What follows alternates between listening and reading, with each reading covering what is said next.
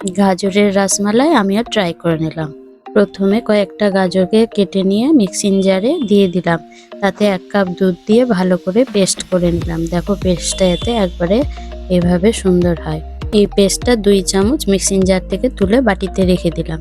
Gas বন্ধ রেখে কড়াইয়ে 1 চামচ ঘি, 1 চামচ চিনি আর গাজরের পেস্টটা দিয়ে দিলাম। তার মধ্যে দিয়ে দিলাম 1 কাপ সুজি আর 1 কাপ দুধ। ভালো করে মিশিয়ে নিয়ে এবার গ্যাসটাকে অন করে দিলাম। তারপর পেস্টটা ভালো করে নাড়তে থাকতে হবে। নাড়তে নাড়তে ক্ষীরের মতো হয়ে যাবে। তারপর আরো নেড়ে এইভাবে শুকিয়ে নিতে হবে। এদিকে কড়াইয়ে দুধ গরম হতে বসিয়ে দিয়েছি, এদিকে গাজরের ব্যাটারটা ততক্ষণে ঠান্ডা হয়ে গেছে। তারপর এখান থেকে একটু একটু করে নিয়ে এভাবে হাতে একটু তেল লাগিয়ে গোল গোল করে নাড়ুর মতো তৈরি করে নিতে হবে। দেখো আমি সবগুলো তৈরি করে নিয়েছি। এগুলোকে 10 মিনিটের জন্য স্টিম করে নিয়েছি।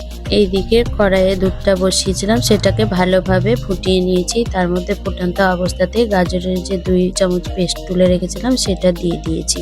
তাতে দুধের কালারটা খুব সুন্দর আসে। এর মধ্যে 1 কাপ চিনি আর কিছুটা কাজু পেস্তা দিয়ে দিয়েছি। তারপর একটা একটা করে স্টিম করা গাজরের মিষ্টিগুলো এই দুধের মধ্যে দিয়ে দিয়েছি। গ্যাস বন্ধ করে 20 মিনিট ঢেকে রেখে দিয়েছি। এই যে আমাদের গাজরের রসমালাই হয়ে গেছে। এই যে দেখো আমি বাটিতে তুলে দেখাচ্ছি।